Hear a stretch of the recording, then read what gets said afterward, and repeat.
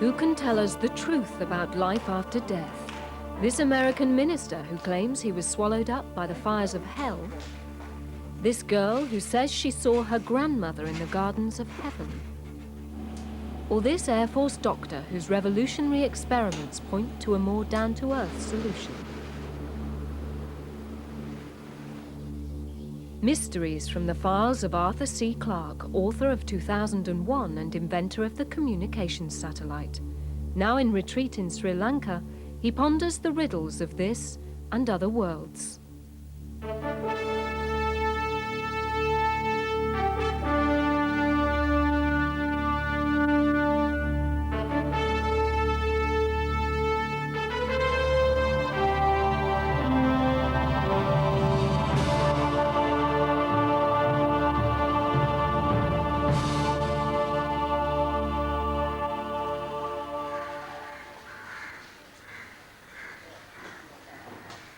All religions face the greatest of mysteries, what happens when we die. The Buddhists believe we may be reincarnated in this world. Other faiths believe the soul discards the body and enters a spiritual realm. However, a growing number of people claim they have already glimpsed an afterlife. When they were revived, after having been pronounced dead by doctors, they speak of floating peacefully down a dark tunnel towards a shining light. Sometimes they meet dead friends and members of their family. Dr. Melvin Morse was inspired to investigate when child patients told him extraordinary stories of their near-death experiences. Many of them were too young to describe what they had seen, so Morse encouraged them to explain in pictures. The innocent artist produced graphic glimpses of childhood heaven. Here's some drawings that children have drawn for me of their near-death experiences. This is a 6-year-old boy who nearly died during a routine tonsillectomy, had 3 cardiac arrests. And here we see a long tunnel then leading to a rainbow bridge. See the long, dark tunnel, and then this very spectacular rainbow bridge to a place he thought was heaven.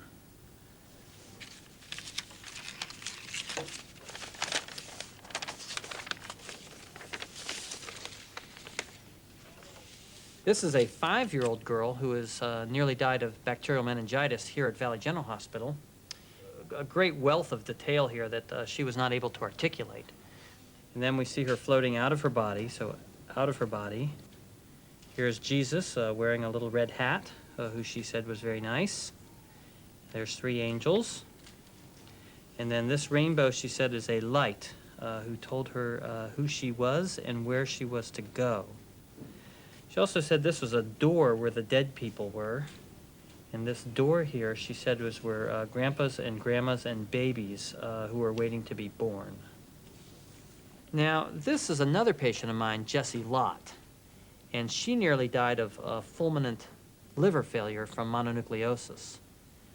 She had to have a needle stuck into her heart to resuscitate her. So that's near death by anyone's criteria. Jessie bounds back to health, but vividly remembers her brush with death. Well, I was just sick, and then all of a sudden, there was white lights, or white cloud type thingies around me, and I saw my grandma, and she was just sitting there in this wooden chair, and she was smiling, and she didn't say anything, but she looked, happy. And here's her grandmother sitting on a brown chair. Her grandmother had already died, and then we see her grandmother surrounded by this white light. When I think about it, it just gives me that warm feeling inside, and it just touches me, just to think about it, to know that if I was near death, my grandma was there. She was there to, be there with me. Now, this is a patient of mine named Crystal Merslock, and she was 7 years old when she nearly drowned in a community swimming pool. And she said that she floated out of her body and went down a long tunnel. And here we see the ground, which interestingly enough, she draws blue as, the sky. And then she said a hole opened up in heaven and she could see down to her brother. And she loves him very much, so she indicates that with a red heart. And as this hole opened up in heaven, in which she could see her brother, was a big factor in her deciding to return to her body. Crystal is now grown up. She was the first of Dr. Morse's patients to describe an afterlife. He asked me what it was like, to be in a coma, and I said, oh, it was fun. Heaven was fun. I was asked by Elizabeth, my guardian angel, whether I wanted to stay or come back. And I said, no, why would I ever want to leave this place? It's so beautiful. There's so much love here. And she said, okay. And I thought about it for a second, and I thought, no, I want to go back. I thought, I wouldn't ever be able to hug my mom again, or anybody I really loved. And for that sole reason, I decided to come back. Within the covers of a family photograph album lay a forgotten picture which dramatically backed up Crystal's story. We came to a page, and I came to realize that my great-grandma Dora was the grandma that I saw up in heaven, and I pointed to her and said, that's her. That's who I saw up in heaven, and that's my grandma Dora. And they were very surprised because she died before I had been born. Near-death experiences tell us everything about death. The fact that when we die, our body just doesn't stop. As I used to think before I started near-death experiences, we just sort of check out into the darkness. That clearly is not the case. We will all have a near-death experience when we die. In fact, they're the dying experience.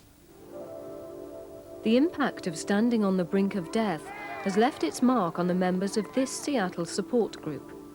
The annual near-death picnic provides a chance to compare notes. Bill Vandenbush was hit by shrapnel in a Vietnam airstrike.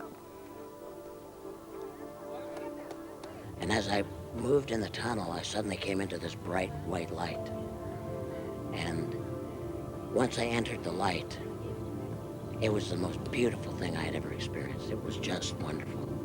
I was able to have knowledge of everything, why we're here, why we exist. It's by far the most incredible experience of my life.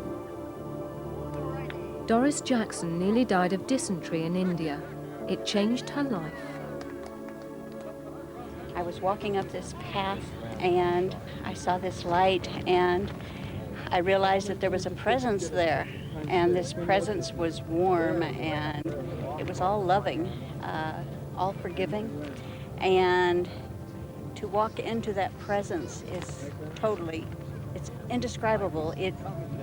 No feelings that we have here can match that feeling. For Paul Carr, life's priorities are clear.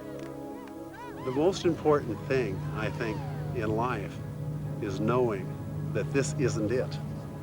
That if anything, this is the illusion, and that the reality is something larger. Right. Georgina Boyson used to suffer from depression, but now has hope. Okay. I should probably say that before the experience, I considered myself an agnostic. And since the experience, I would say that there's something out there. Kind of whatever it is, but there is something out there. Some controversial researchers claim success in the search for proof that the human soul can survive death. In 1907, Dr. Duncan McDougall of Boston weighed patients as they died. When one lost an ounce and a half, McDougall argued the weight loss was caused by the soul's departure. French psychical researcher Dr. Henri Baraduc found his guinea pigs closer to home. As his son André died of consumption, Baraduc tried to photograph his departing spirit. 6 months later, his wife sighed 3 times as she breathed her last. Baraduc claimed he'd captured his loved one's souls on film. The idea that we all have a soul independent of the body is reinforced by another quite common but uncanny type of experience. Survivors of accidents or people recovering from operations report having had a bird's eye view of themselves during this crisis. Some even claim to have seen things that they couldn't possibly have known about otherwise.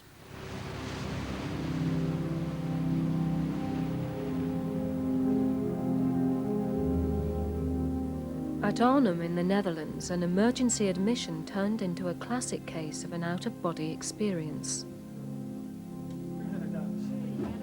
Nurse Ton Goossens was called to the coronary care unit to resuscitate a heart attack victim. A short while later, just a week or so, the patient came back on our CCU unit, and he had recovered very well.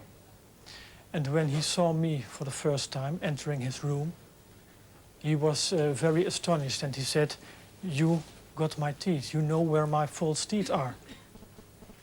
And I was very astonished. I didn't believe what he said, because the time I had seen this man, he was unconscious, but he saw himself laying in bed out of a corner in the small room where the resuscitation was being done.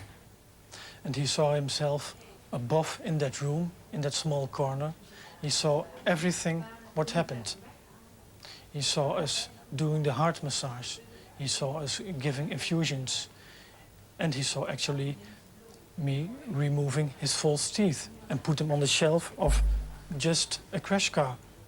And it was so remarkable because this man couldn't see at all. He was clinically dead at that moment. Such astonishing stories have persuaded mainstream doctors to take near-death experiences seriously. Dr. Van Lommel is one of Holland's top cardiologists. He interviewed heart attack survivors and found 1 in 10 had floated out of their body.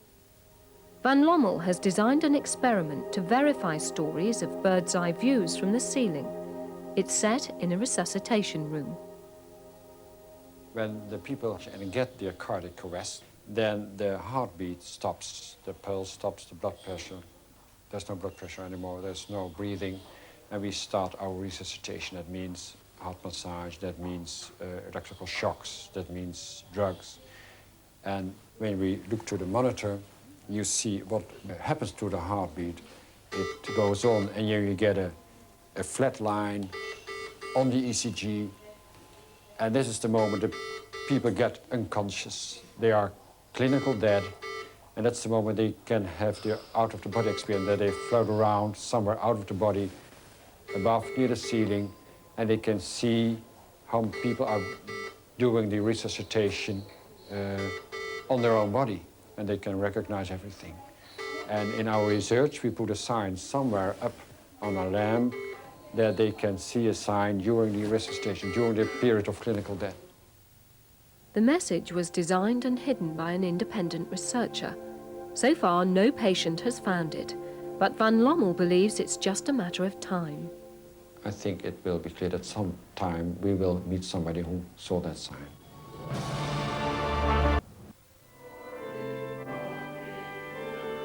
The leader of this devout congregation is loved and respected by his flock. But 10 years ago, the Reverend Howard Storm was a university art professor, and not the man he is today. Personal philosophy was to be the biggest, baddest bear in the woods. And I tried to promote an image of being harsh and mean. I know a lot of people didn't like me and were afraid of me. One summer, Howard and his wife Beverly went on holiday to France. Howard became critically ill with a hole in his stomach.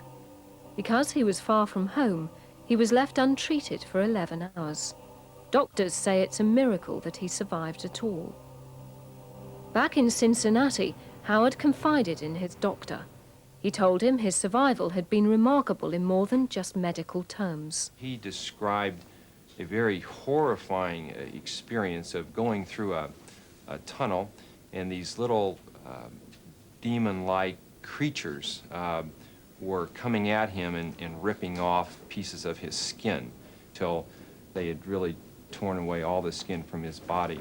I was sure that I was never going to be back in the world again, that I was lost to the world, and that I'd ended up in this horrible, awful place full of, like, meanness and absence of anything good or nice or decent, just a place of cruelty and torment. And I recalled myself as a little child singing "Jesus Loves Me,"